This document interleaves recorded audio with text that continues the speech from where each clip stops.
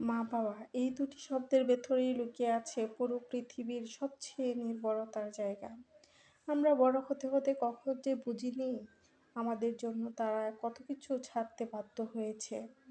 একটা সময় ছিল আমরা হাঁটতে পারতাম না, তারা হাত ধরে চলতে শিখিয়েছে। লিখতে পারতাম না, ধৈর্য নিয়ে অক্ষর ধরে ধরে শিখিয়েছে।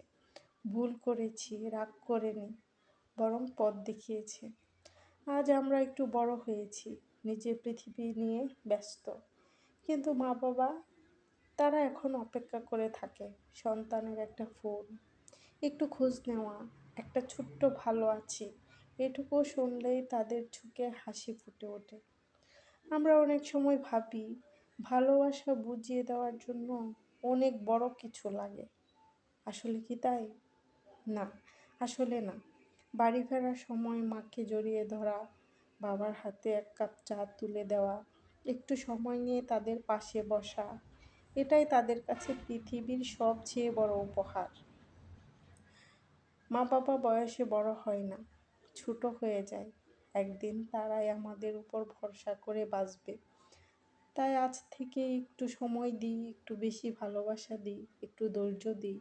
কারণ একদিন যখন তারা থাকবে না, তখন আমরা বুঝবো তাদের সঙ্গে কাটানো প্রতিটা মুহূর্তই ছিল জীবনকে সুন্দর করে তোলার সবচেয়ে বড় উপহার।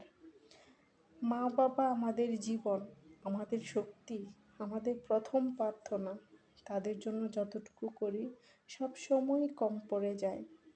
তাই যতদিন তারা আছে ভালোবাসা দিয়ে, সময় দিয়ে, যত্ন দিয়ে তাদের হৃদয়ে একটু শান্তি এনে দিই। এতেই আমাদের মা বাবা অনেক খুশি। তো বন্ধুরা, আমি মা বাবা নিয়ে একটু আপনাদের সাথে আলোচনা করলাম। অবশ্যই আপনারা আমাকে কমেন্টে জানাবেন আমার কথাগুলো কেমন হয়েছে। আর অবশ্যই এটাও জানাবেন আপনাদের কাদের কাদের মা বাবা আছে। আমার বাবা নেই, আমার শুধু মাই আছে। তো যতক্ষণ আছে, ওনারা যতদিন আছে, বেঁচে আছে আমাদের মাঝে, অবশ্যই আপনারা সবাই তাদের যত্ন নেবেন, তাদের খেয়াল রাখবেন, ভালোবাসবেন। তারা যদি একবার হারিয়ে যায়, তবে দ্বিতীয়বার আর কোনোদিন খুঁজে পাবেন না। খুঁজে পাওয়ার মতো হারাবে না ওনারা। খুবই কাছের মানুষ যত কষ্টেই থাকেন, মা বাবার চেয়ে শান্তি আপনি আর কোথাও পাবেন না। মা বাবা হচ্ছে আমাদের জীবনের সবচেয়ে বড় নিয়ামত। আল্লাহ আল্লাহ স্বয়ং, মানে খুব কাছের একটা রহমত, যেটা আল্লাহ মা বাবার রূপে আমাদেরকে দান করেছে। তো সেই মা বাবার যত্ন করা উচিত, কেয়ার করা উচিত। মা বাবাকে সময় দিন, ভালোবাসুন। ধন্যবাদ।